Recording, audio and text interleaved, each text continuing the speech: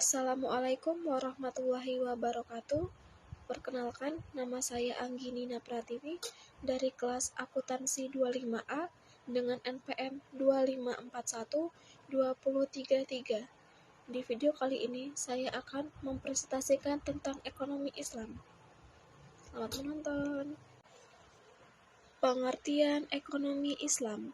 Ekonomi Islam adalah suatu cabang ilmu pengetahuan yang berupaya untuk memandang, menganalisis, dan akhirnya menyelesaikan permasalahan ekonomi dengan cara-cara Islami.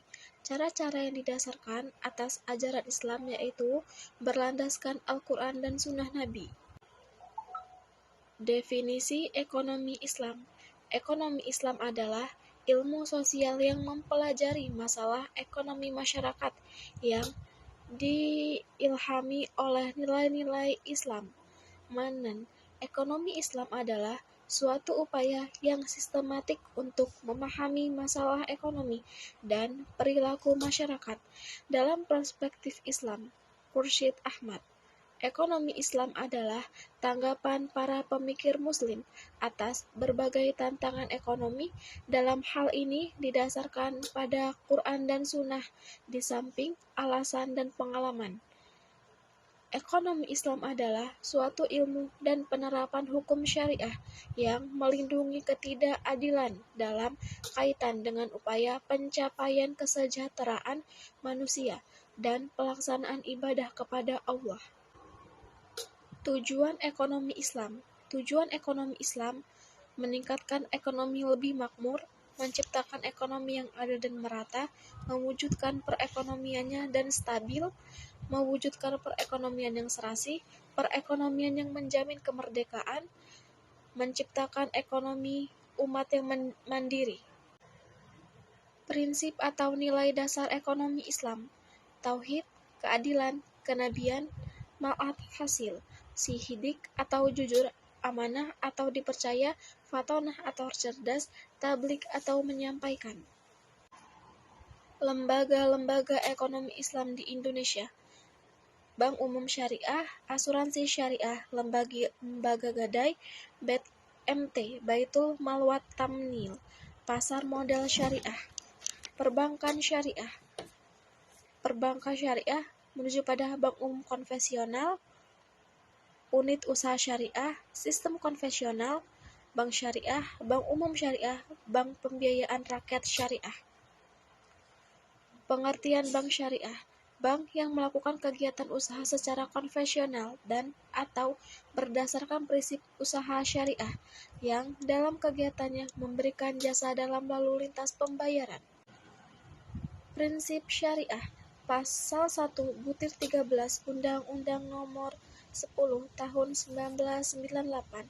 Prinsip syariah adalah aturan perjanjian berdasarkan hukum Islam antara bank dan pihak lain untuk penyimpanan dana dan atau pembiayaan kegiatan usaha atau kegiatan lainnya yang dinyatakan sesuai dengan syariah. 5 prinsip bank syariah. Prinsip bagi hasil mudaharabah, prinsip penyetaraan modal musharokah, prinsip jual beli barang dengan memperoleh keuntungan murabah, pembiayaan barang modal berdasarkan prinsip sewa murni tanpa pilihan ijarah, pilihan pemindahan kepemilikan atas barang yang disewa dan pihak bank oleh pihak lain, ijarah wa itiqna. Peran bank syariah. Bank syariah turut berperan dalam menunjang pembangunan ekonomi bangsa Indonesia, terutama melalui upaya peningkatan peranan pengusahaan muslim dalam perekonomian nasional dan bertindak sebagai katalisator sebagai pengembangan lembaga-lembaga keuangan syariah Indonesia. Fungsi bank syariah, manajer investasi, bahwa bank syariah tersebut merupakan manajer investasi dari pemilik dana yang dihimpun karena besar kecilnya pendapatan bagi hasil yang diterima oleh pemilik dana yang dihimpun sangat tergantung pada keahlian, kehati-hatian, dan profesionalisme dari bank syariah. Jasa keuangan. Bank-bank Islam juga menawarkan berbagai jenis keuntungan lainnya untuk memperoleh imbalan atas dasar agensi kontrak atau sewa. Contohnya meliputi letter of guarantee, wire transfer, letter of credit, dan lain-lain. Investor, investasi yang sesuai dengan syariah tersebut meliputi akad murabaah, sewa menyewa atau leasing, musyarakah, akad mudaharabah, akad salam atau istisna. Pembentukan perusahaan atau akuisisi, pengendalian atau kepentingan lain dalam angka mendirikan perusahaan, memperdagangkan produk, dan investasi atau memperdagangkan saham yang didapat diperjualbelikan. Fungsi sosial. Konsep perbankan Islam mengharuskan bank-bank Islam memberikan pelayanan sosial, apakah melalui dana quart atau sosial melalui pinjaman kebijakan atau zakat dan dana sumbangan sesuai dengan prinsip-prinsip Islam. Kajian terhadap asuransi. Pemahaman terhadap asuransi konvensional adalah haram yang terkandung dalam unsur gharar, maisir, dan riba. 1. Unsur gharar terdapat pada bentuk akad, perikatan yang melandasi penutupan polis. Akad yang terdapat pada asuransi konvensional dikategorikan sebagai aqdi tabaduli atau akad pertukaran, yaitu pertukaran pembayaran premi dengan uang pertanggungan. Unsur gharar ini juga terdapat pada sumber dana pembayaran klaim pada asuransi konvensional adalah tidak jelas asalnya. 2. Unsur maisir terjadi apabila peserta asuransi pemegang polis membatalkan kontraknya pada masa reversing peroid. Ia tidak akan menerima kembali uang yang telah dibayarkan kecuali sebagai kecil saja, biasanya kurang dari 5%. Unsur riba terkandung dalam melakukan usaha dan investasi yang menggunakan sistem bunga, terutama oleh bank-bank konvensional dan funds manager companies.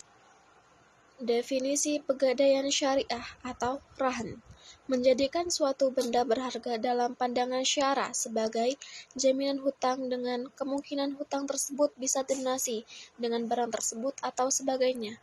Contohnya, pegadaian mengatasi masalah tanpa masalah. Rukun dan syarat pegadaian syariah. Ran, yaitu orang yang menggadaikan. Murtain, yaitu orang yang menerima gadai. Marhun, yaitu barang jaminan. Syaratnya, mempunyai nilai menurut syariat. Harus ada pada waktu akad, harus bisa diserahkan ketika kepada murtahin atau wakilnya. Marhun bih atau dain hutang. Harus jelas rahin dan murtahin. Harus tetap dapat dimanfaatkan. Harus lazim mengangkat pada waktu akad. Ijab dan qabul, pernyataan gadai dari para pihak. Keduanya jelas menggunakan keinginan untuk akad ron. Kesesuaian qabul dengan ijab, masing-masing orang yang berangkat mengetahui maksudnya. Persambungan qabul dengan ijab di dalam majlis akad. Pengertian Baitul Mal wa Tamwil (BMT). Menurut Hosein dan Hasan Ali, Pegas 2008-11, BMT adalah lembaga keuangan mikro yang dioperasikan dengan prinsip bagi hasil syariah, menumbuh kembangan bisnis usaha mikro dan kecil dalam rangka mengangkat derajat dan martabat, serta membela kepentingan kaum fakir miskin. Ditumbuhkan atas dasar prakarsa dan modal awal dari tokoh-tokoh masyarakat setempat, dengan berlandaskan pada sistem ekonomi yang salam, yaitu keselamatan, berintikan keadilan, kedamaian, dan kesejahteraan. Menurut Hari Sudarsono, 2007, BMT yaitu lembaga yang mengarah pada usaha-usaha pengumpulan dan penyaluran dana yang non-profit, seperti halnya zakat, infak, dan sedekah. Fungsi BMT, Baitul Mal, bait sama dengan rumah, mal sama dengan harta, menerima titipan dana zakat, infak, dan sedekah, serta mengoptimalkan distribusinya sesuai dengan peraturan dan amanahnya. Baitul Tamwil, bait sama dengan rumah, at-tanwil sama dengan pembangunan harta, melakukan kegiatan pembangunan usaha-usaha produktif dan investasi dalam meningkatkan kualitas ekonomi pengusaha mikro dan kecil, terutama dengan mendorong kegiatan menabung dan menunjang pembiayaan kegiatan ekonominya. Dasar hukum BMT. Dalil Al-Quran, Surat At-Taubah ayat 60 dan 103 yang menjelaskan tentang perintah berzakat, di mana pada zaman Rasulullah Baitul Mal didirikan dengan fungsi untuk menyimpan uang-uang zakat dan lainnya. Dalil Al-Quran Surat Al-Baqarah ayat 227 sampai 280. Konsep dasar pasar modal syariah, Al-Quran dan Sunnah, syariah, hukum dan aturan, yang berisi perintah dan larangan dan ditetapkan oleh Allah Subhanahu wa Ta'ala kepada hambanya. Fikih, penafsiran ulama terhadap syariah, ibadah manusia, Allah pencipta, muamalah manusia lain.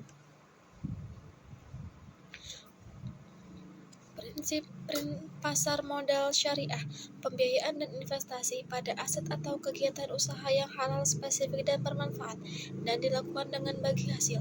Uang adalah alat bantu pertukaran nilai. Pemilik harta menerima bagi hasil dari manfaat yang timbul dari kegiatan usaha. Maka pembiayaan dan investasi harus pada mata uang yang sama dengan pembukuan kegiatan usaha.